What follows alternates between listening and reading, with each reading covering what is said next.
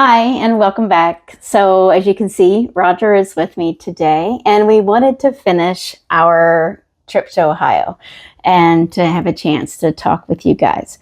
A real quick update. We have moved out of our apartment, and so we are now starting the wait so that we can get the rig back and get ready to get on the road. So anyway, that was just a real brief update. So I left you off with, I'm still not sitting in the front seat. And the reason why I'm not sitting in the front seat is because I can feel the sway of the rig when Roger is driving. When a diesel passes us, I can feel us kind of push across the road. And I know that he's got a firm grip on the wheel because I can see that, but it doesn't stop the rig from moving like it is. And I'm going to be honest with you, that just totally freaks me out.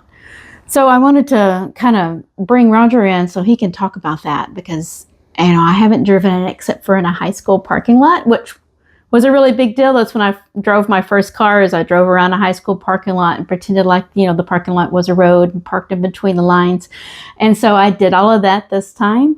And so in that aspect, using the motorhome wasn't really hard because it was in a safe and very slow environment. But this is totally different. So our rig is still outfitted with the factory shocks and steering components and suspension and everything. So there's quite a bit of play in the steering when you're going down the road. So all the wind and the turbulence from trucks passing you still pushes you around quite a bit. So it's quite a chore to drive and is very taxing. So on this trip, we had already been an hour and about 40 minutes. Was it about an hour 20 maybe? Into the trip when we stopped and got gas and had the bridge and all of the drama that happened right away. So we're following the 333 rule because when we did all of the research, all the OGs out there in the RV world said 333, which is, and I always get this wrong, so I've written it down, stop every 3 hours, no more than 300 miles, and arrive by 3 p.m. So, we had these rules that we were going to follow. One was to always plan your fuel stops, which we didn't follow that rule, and you saw what happened to us or heard about what happened to us when we didn't follow that. But we're following the rest of them, which is no more than 300 miles. And so the trip to our Harvest Host was supposed to be 225 miles. And I had misspoke in my earlier video saying that it was in Pennsylvania. It's actually on the Maryland-Pennsylvania border. I feel like you could cross the street and that would have been in Pennsylvania. It was that close right on the border of Maryland and Pennsylvania for our Harvest Host. And so we're following the rest of the rules. So we have stopped. We got gas. We checked the roof. The roof was pristine. It was okay to drive. And so now we're on the road. And one of the things that the RV Life GPS does is it kind of shows you if there's going to be inclines on the trip. And we were definitely coming into some inclines, which was probably the reason why it was saying that we needed to get gas. Don't you agree? Yeah. Definitely. So between the distance and the inclines, the RV was running good, but going up the hills, we were definitely slowing down, sometimes down to 30 or less miles an hour and chugging up the hills. So, and then didn't know at the time, but we should have been in tow haul mode for this trip, going through the mountains. Is that before or after we put the car on? We should have been in tow haul before we put the car? Because of the weight of the RV. Oh, okay. So you're hauling a lot of weight. So, and that helps regulate your gears that you're going through as you're going up and down the hills. And so, a little piece of information we didn't have at the time that we have now.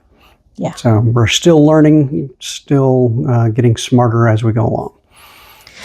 So we went up through them. I'm going to call them mountains, even though they're not Colorado mountains or Montana mountains, but in the western part of Maryland into Pennsylvania, they are mountainous area.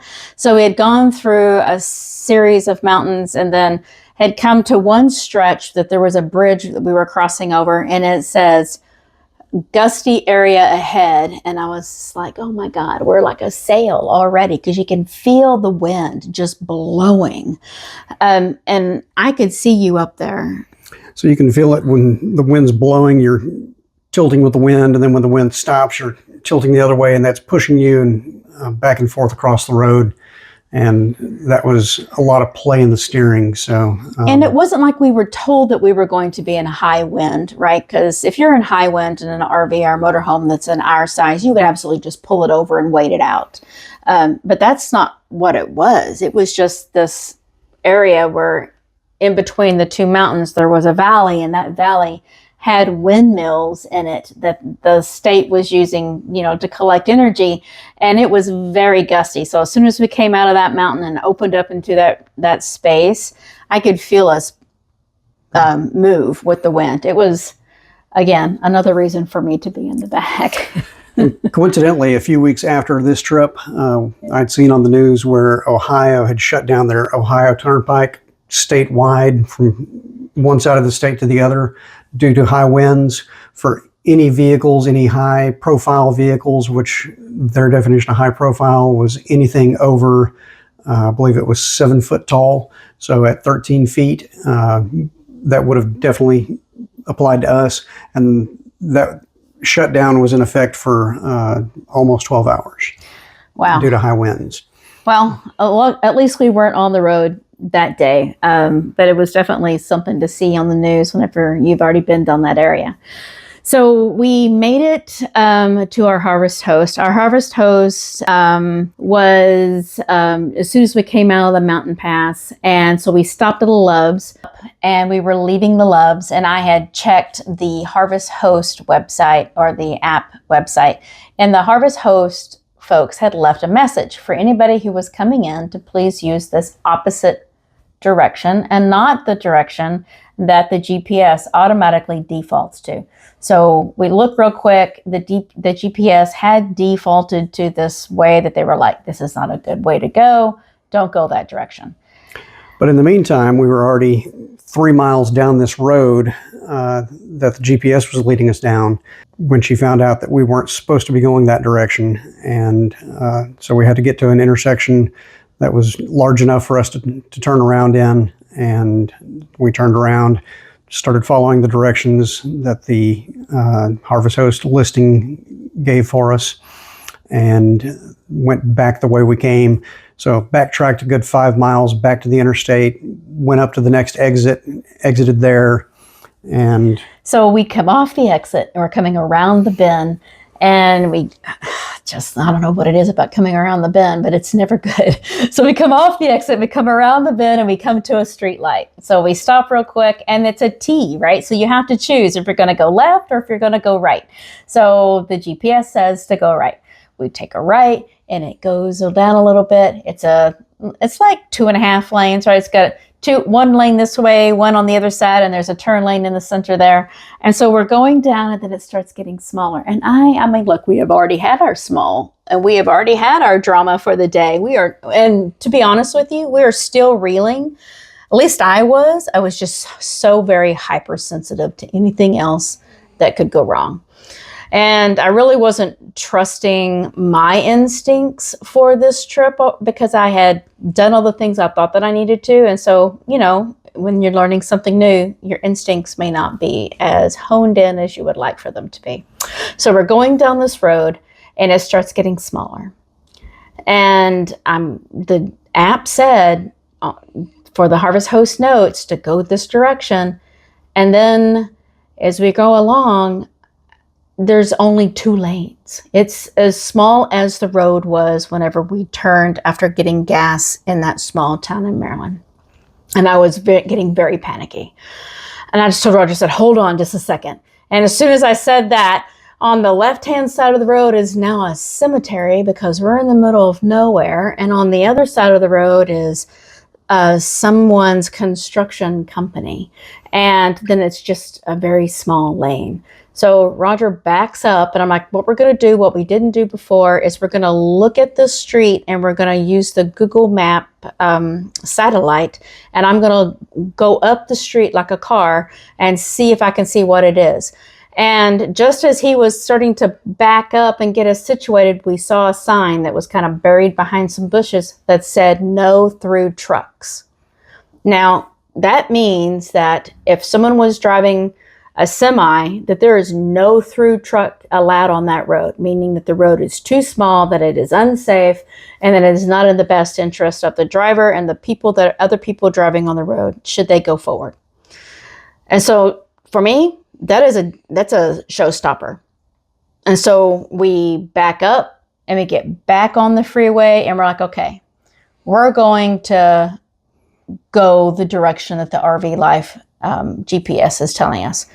And meanwhile, Tammy's trying to call the harvest host to confirm with them which direction we're supposed to be going, condition of that road that they had the directions for, and can't get through to them. No. So we're going with the known factor, which is the GPS directions, and we get back on the good road, and we're about a mile into that when the harvest host calls us back. So the harvest host person gets back to me and says, this is going to work. No big deal. And so that means that they're recommending that we go the other direction. So I tell Roger, okay, let's turn around and let's go the way they're telling us to go. So at this point, we're maybe a mile down this 5-mile road to the point where we had turned around previously. But this is the third turnaround at this point. I'm a little bit frustrated and flustered. So I made a bad decision in hindsight. And instead of going the full 5 miles to the point where we successfully turned around last time, I decided that we could do a U-turn on the road on a good long stretch where we could see up ahead of us and behind us for oncoming traffic. So we pulled over onto the shoulder, waited until there was a break in the traffic, and I commenced to do a 3-point turnaround in the RV on this 2-lane road with ample shoulder on both sides. And of course, as soon as I get in the middle of this turnaround... And I mean, one end of us is on this side of the road, the other end is across the other way, and nobody was going to get past us. We were all the way across the road. And we get people coming from both directions at the same time. So that caused me to speed up my turnaround a little bit, and I ended up putting the back wheels off the edge of the road when I backed up and dropped the back end into the side of the road on the far side, and dropped the back end of the RV pretty hard when the back wheels came off the road. So as soon as that happened, it was like this hard thud. And then we have cabinetry that opens up like this, kind of like on a boat, right? And so those cabinets I have to pull on really hard to get open. Well, today, at this moment, they were wide open and plates were flying out. And we have those plates, Corel plates, because they're very thin. They're supposed to not crack easily. You know, all of the things that they're good to travel with. And now they are flying out of the cabinet and plates are breaking onto the floor. And I didn't know what to say. So I finished the turnaround, clear the both lanes of traffic, and start heading back towards the interstate again, and very, very frustrated that had gone wrong, and fuming a little bit that I'd broken dishes, and it just wasn't going well at this point. So far it's been a really rough day, right? Mm-hmm. We've had for less than 3 hours, it was a very long day at that point. Yeah, it's a good thing we were staying at a brewery. We were like 2.5 hours now into it, and maybe even 3 hours into it now. And it was starting to, the sun was starting to go down because it's getting darker earlier now, and it just was very stressful. I still feel as though you did a great job. Maybe going up and making the turnaround that we successfully had done before may have been, in hindsight, a better way of doing it.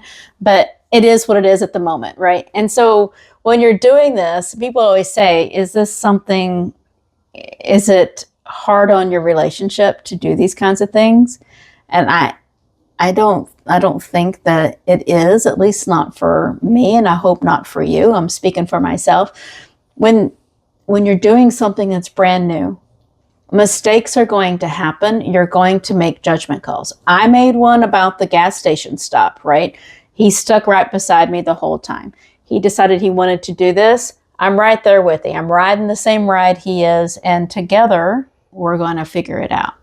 And so what's some broken plates? It's not that big of a deal. But we learned that we're probably not going to do that again. So the rest of the trip went uneventfully, thankfully. Yeah, we got there. It was great. Got to the brewery and parked in their parking lot. A couple other travelers were there. I had a van and another travel trailer that were parked there.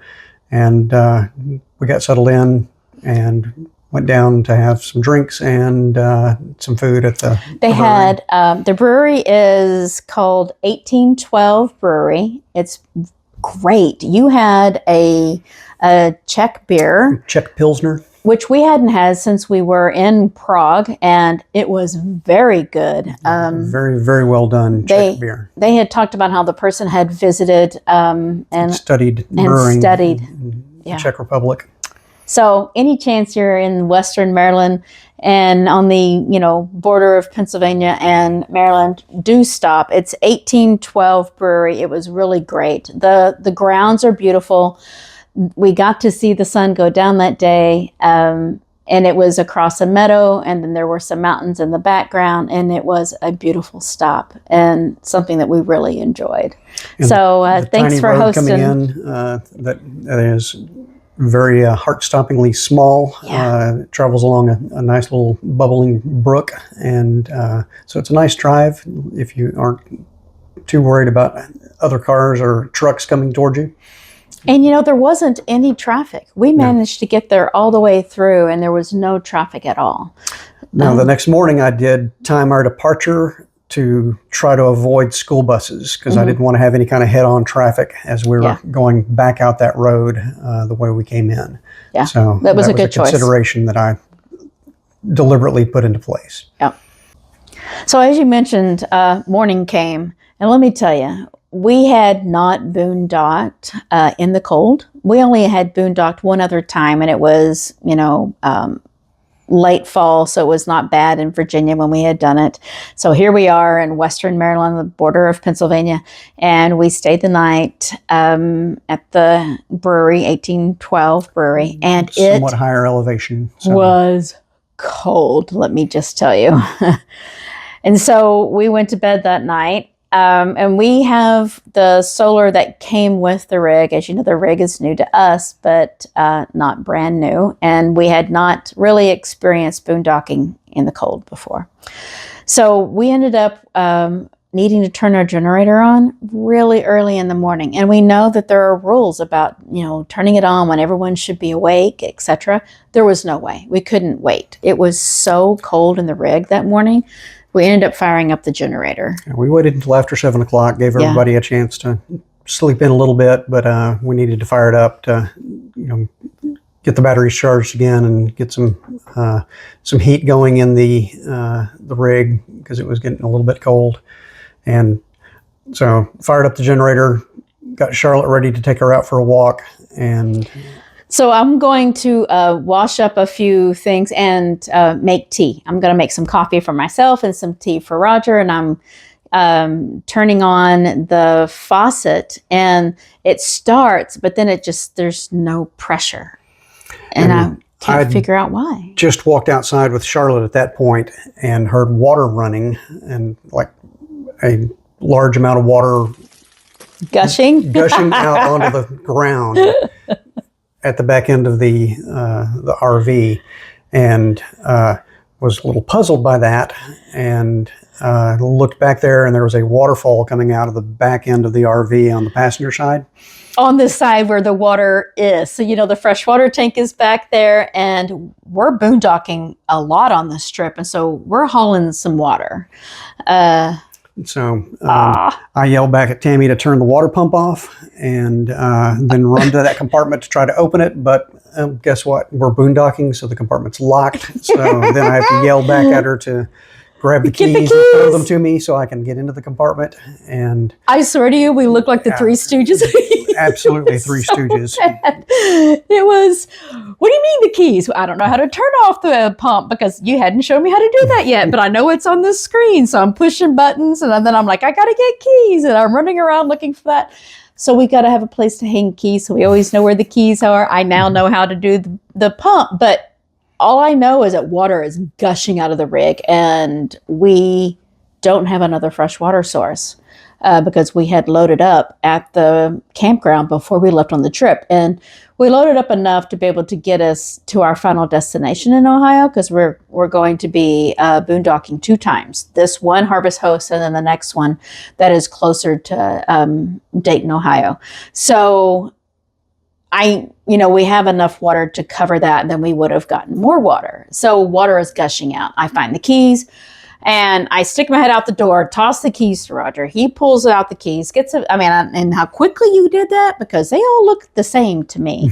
And so he sticks it in, gets it all unlocked, and then water is just pouring out of the compartment. So it turned out that a water fitting on the water filter that's on the supply side of the freshwater tank, a fitting had come off of that water filter housing and was just spraying water into that compartment, filling up the bottom of it, and then just cascading out of that compartment onto the ground. And so there truly was a waterfall coming out of that compartment. Except for we didn't know we probably shouldn't be running with the water pump on, right? We should have turned the water pump off. So, that again, another thing to add to our list of things to do whenever you're not using it. Don't leave your awning out because the wind and this, storm might come. Make sure your water pump is off so it doesn't go, flooding the neighbors whenever you're not there and you're boondocking. So the water got under control. We finally get coffee. We finally get tea. The rig is starting to warm up, and man, am I happy. I was like, I hope that this is the only thing that goes wrong today, because we had already had a day of things going wrong. But we were smarter that day than we were the day prior. So we had a little over 2 hours driving time to get to Streetsboro. Yeah, Streetsboro, Ohio. So we'd gotten up into Pennsylvania, taken the Pennsylvania Turnpike onto the Ohio Turnpike, and then gotten to Streetsboro. And we did take the turnpike. We have a smart pass for our cars for Virginia, and we had added the rig to that smart pass so that we could use it. With us being brand new, we were sticking to places that we could see the easy fuel. We knew that people could get to us if we were to break down. And at this point, without enough planning, the turnpike, being paid for or not, was the way that we were going to go, mainly because brand new, no drama, even though we'd already experienced a whole bunch of drama. We felt that was probably the safest choice. So we paid, and wow, did we pay for the turnpike, but it was worth it. So we went and stayed at a place called the Chapel at Tinker's Creek. Let me tell you what a beautiful place to stay. They had a beautiful facility that was a church, and then behind the church is a big parking structure or parking lot that is graveled that you could park in. We were there at 40 feet. There was another rig that was there. What kind was that? That was a Provost? Prevost. A Prevost rig that was there as well. And then we had a van lifer that was also there with us. They have a garden, they had fruit trees. It was just a beautiful space. And directly across the street from it was a golf course. So you didn't have to be a member. You could go over and play golf if you wanted to, but they also had a restaurant on site. So we went across the street, had a great meal, walked back. What a truly uneventful stay. And it was exactly what we needed it to be. So other than a few construction zones between the two turnpikes, where they had some Jersey walls up on the sides of the roads going through the construction areas that kind of constricted the travel lanes a little bit. Really gave her a run for her money as we were going through there with the trucks going past us and the wind buffeting us with that play in the steering. Yeah. That was an exercise in patience going through that. That's definitely leading to us doing the upgrades on the suspension and the steering components. So there'll be some of that coming that Roger will talk about what we're going to do here in the next few days, I believe, for the hoping that this upgrade to the steering will help make it easier to drive, and then I too can be a driver.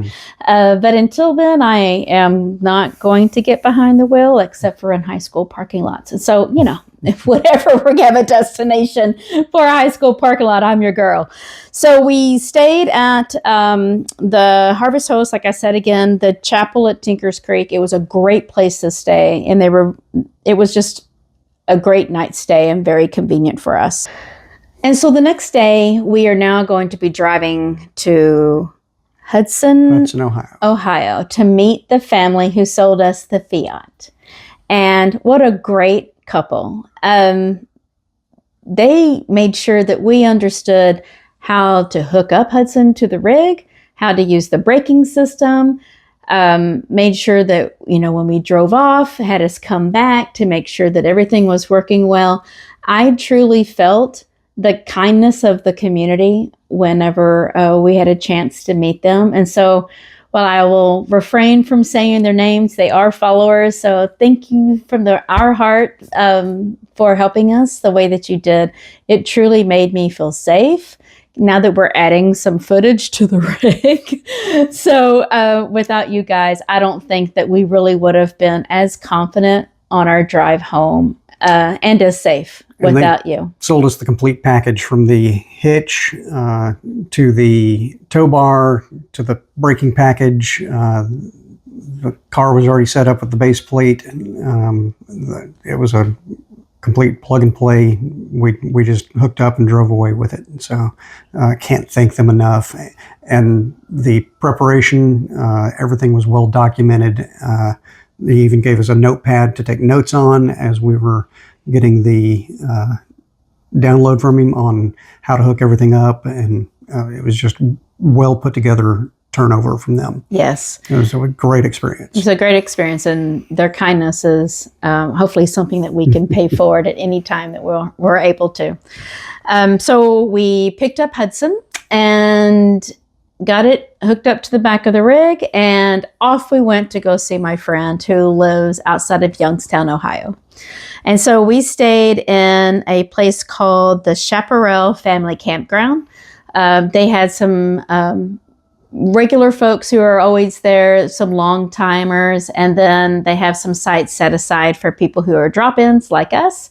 And we had a chance to stay with them, and they were very hosting, answered all of our questions that we had, and it was a great spot for us to stop.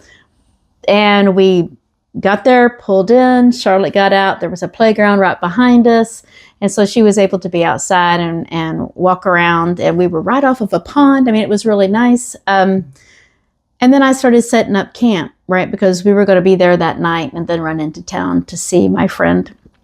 And I went pushing the button to get the slide, and we have two slides. We have a small one that's in the back for the master bedroom, and then we have a slide that's all the way, basically the whole side of the rig. And that was the one that I was pushing out. That contains the dinette, and it contains the sofa.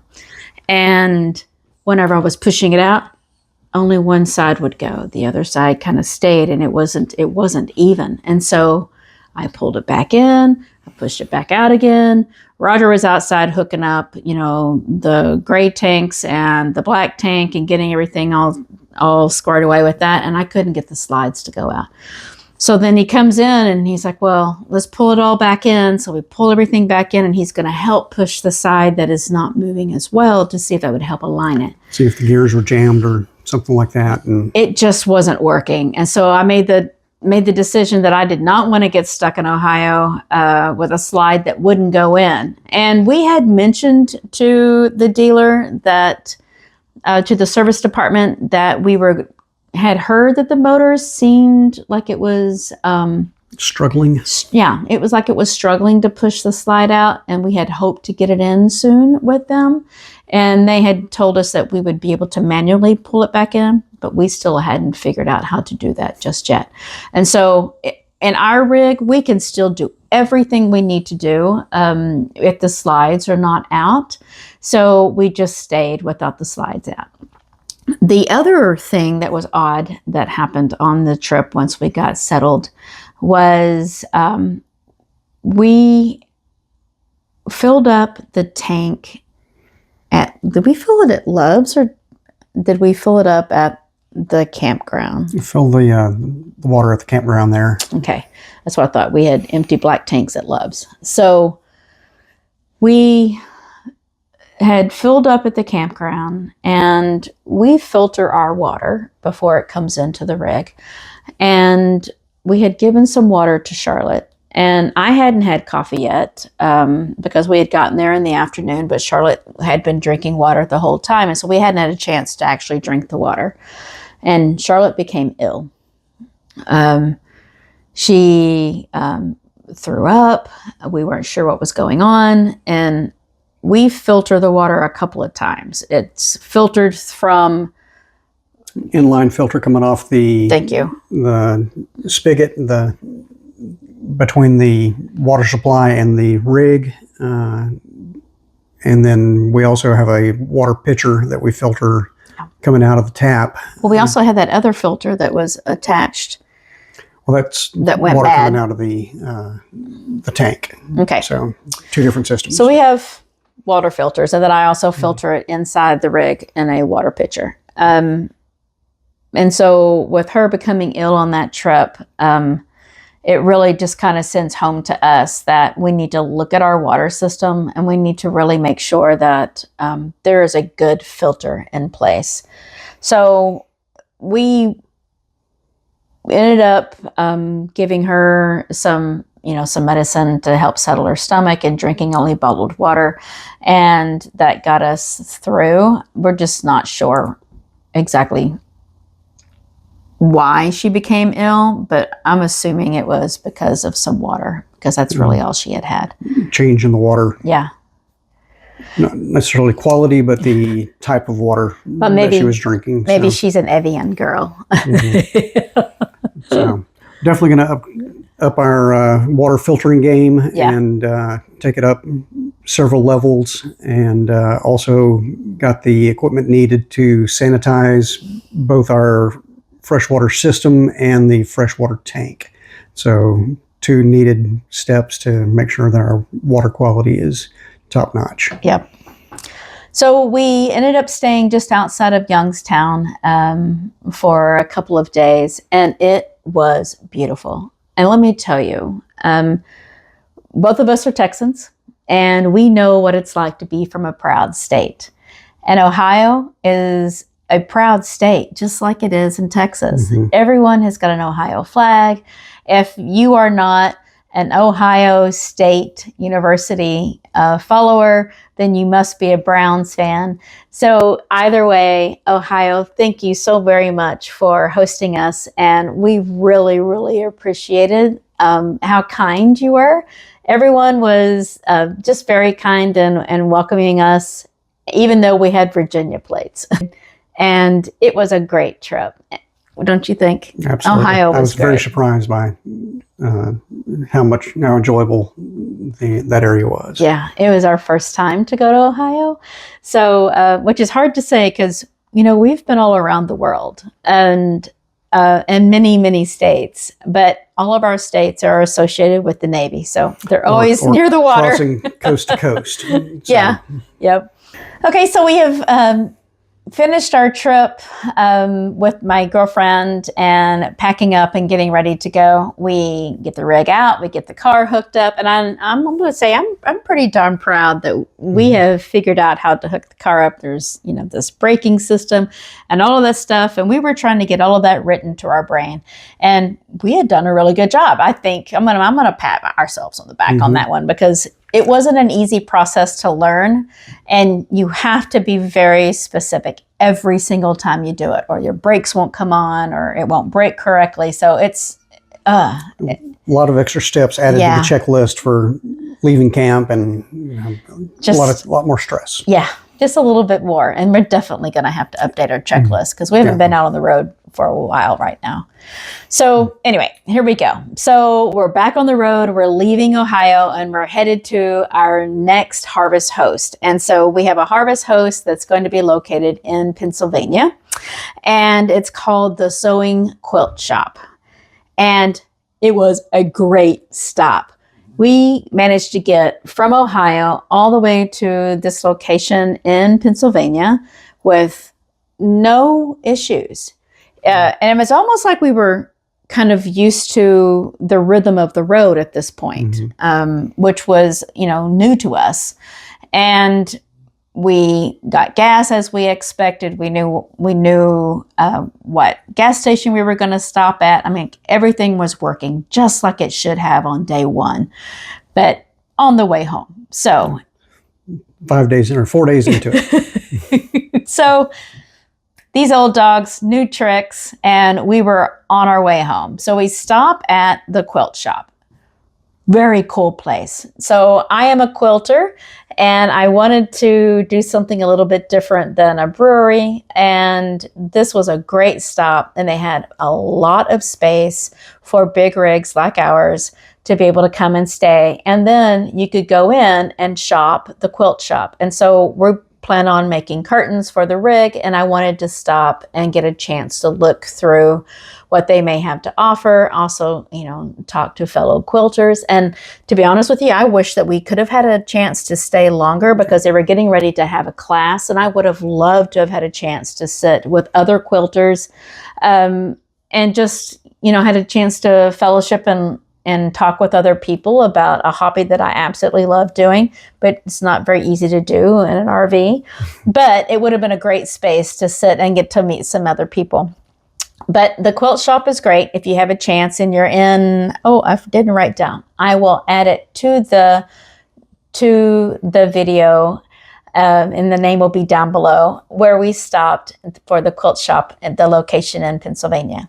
So we get everything set up. It was really an easy pull in. We got everything set up. We only opened the one slide that was working fine, and we remembered not to turn on the water. And that was don't turn it on until you're using it. That's right. Then turn it off again. We were doing exactly everything that we were supposed to do, which was great. I mean, we were old pros at this point. But anyway, despite our best efforts, we had the water on because we were using it, and all of a sudden it sounded like somebody had hit the side of the RV with a rock or a stick or something in the dark. Because I had just finished doing the dishes, and we weren't in the habit of turning it back off again. And we were sitting, we had our legs propped up, we had the fireplace going because, of course, it was chilly outside. And then there was a thud.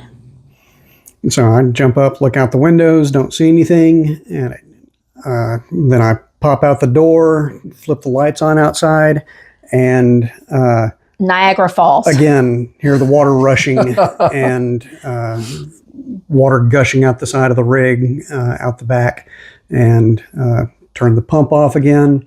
Grab the keys and run back there. And the filter housing has fittings on both sides.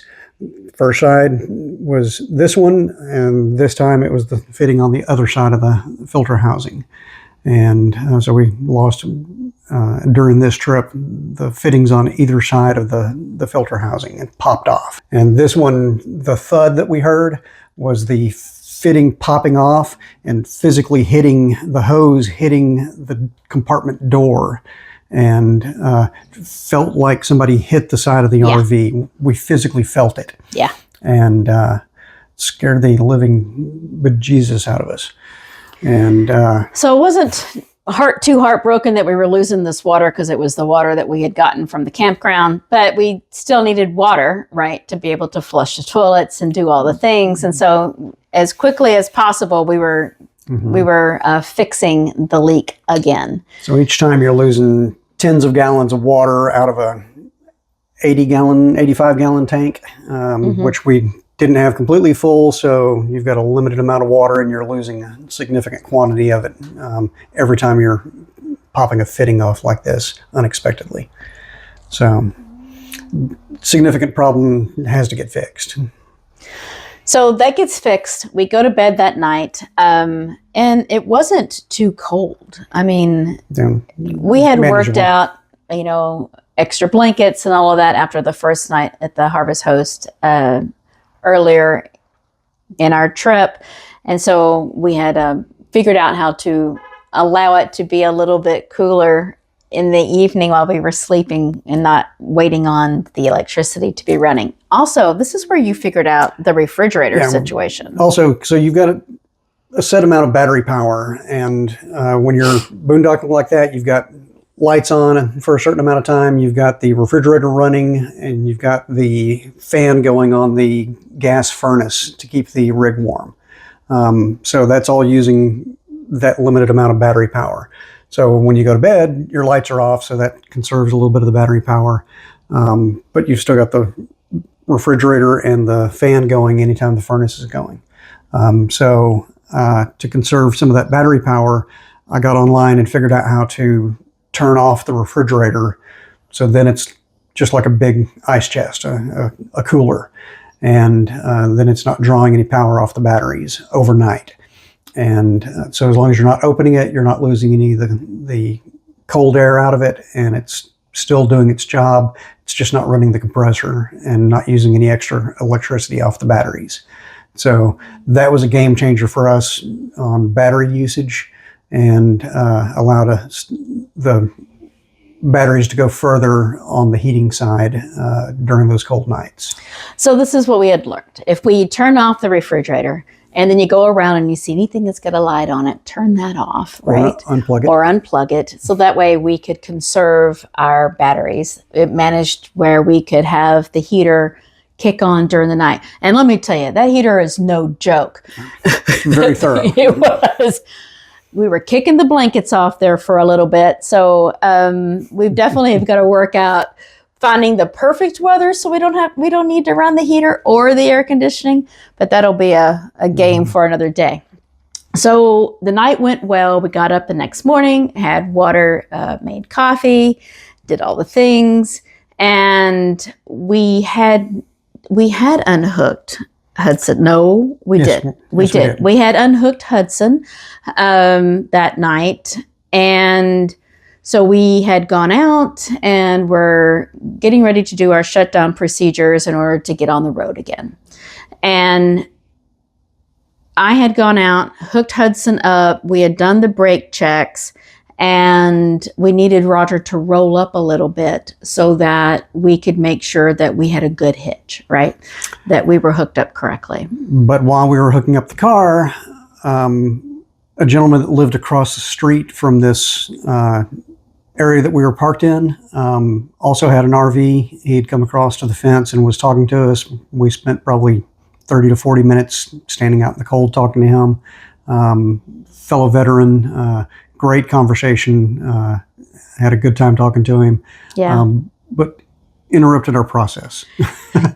And so when we got back onto our checklist, went to roll the RV up to do the brake check, we hadn't called each other on the phone. No.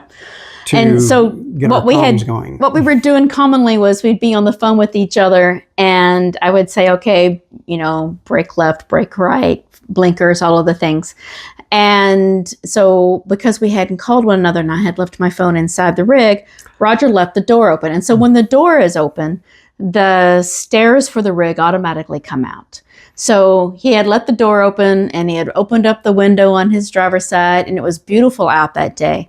And so we're yelling back and forth the old way. And I roll up about 5 feet, just do the brake check, and Tammy comes walking up to get into the rig. And the steps are dug into the ground. The ground was pretty flat where we were, and where he had moved up about 5 feet, there was a berm. Rig sloped over a little bit towards the steps. It's a tiny little berm, and the steps had dug into the dirt. Now the steps weren't bent; they just were dug in a way that I was like, "Oh, that's no big deal. We can just dig out the bottom of the step. It's just a little bit of dirt. We can get this out." Just pressed onto the dirt and just a little bit of pressure. So there was a little bit of pressure that was pushing against the steps, and it was the dirt, right? So I figured if I just dug that little bit out, the steps would automatically retract themselves.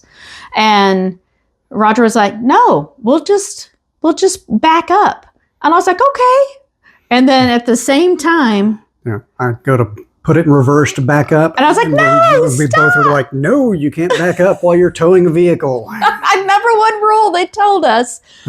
Do not back up while you're towing a vehicle. I'm like, okay. So we're just, one mistake after the next, or potential mistake after the next. We didn't make a mistake. We were cool. So I tried digging the dirt out from underneath the step.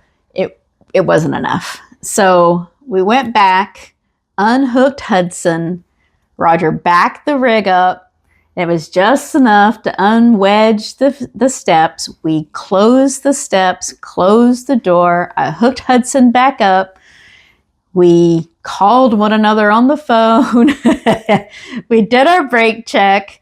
He pulled up a little bit further so that we could make sure the steps were going to come down correctly. And I got inside and off we went. So again, it's all about making sure you slow down, take a moment and pause, and really be present in what you're doing. And this trip is truly telling us you may have mastered other things in your world, but you are still rushing life. Mm-hmm.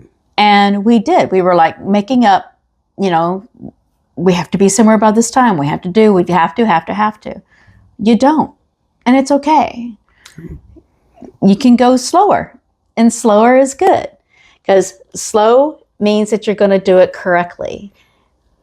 Yeah. So, again, nothing will stop you in your tracks faster than I've done something different than what I normally do. And that typically means you're doing something wrong. So stick to your routine. Well, at least in those 5 days, because habit and doing things the same way each time is the key here. Making sure that you are doing your checklist. And there is something in the Navy called lockout, tagout, which is when you're on a ship, somebody goes around and they put a tag on everything and it shows proof that it's locked and that it's done.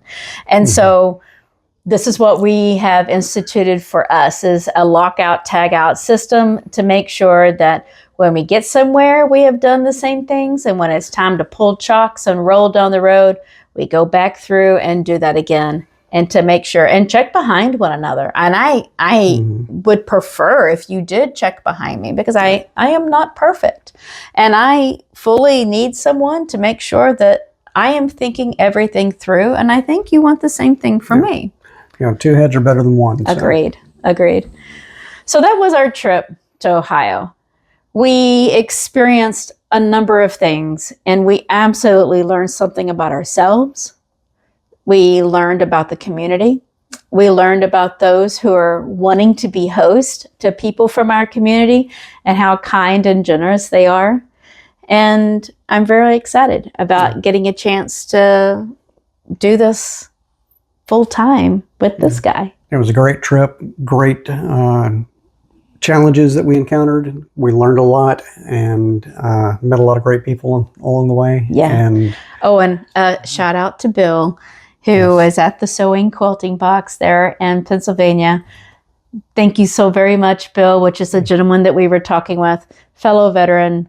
We're with you, brother. Yeah. So, get out there, go out, experience it, make the mistakes as long as it's, No, there's no but on the mistakes. You're gonna make them, and just laugh at yourself, and make sure you're with a partner who's willing to laugh at them with you. Make all the small mistakes you can, because you're going to learn from them. You're going to be better on the back end. Agreed. All right, stay tuned. Don't forget that you should like and subscribe to help us keep the channel going, and know that we do have a few other videos coming out that are going to be talking about upgrades to the rig. I'm also going to be removing some of the valances and changing some things for the decor. So for those who are also looking for any decor for your rig, this is probably a good place to stop. And I am really wanting to hear what you guys are thinking about the things that we're planning to do. And we're going to talk about some of the ways that we're saving money while spending our money. So kind of stretching the dollars out a little bit. So that's upcoming as well. Absolutely. And most importantly, don't forget to get into good trouble. Yes. Every day, find something to get in good trouble over. Thanks a lot. Take care. See you next Thursday.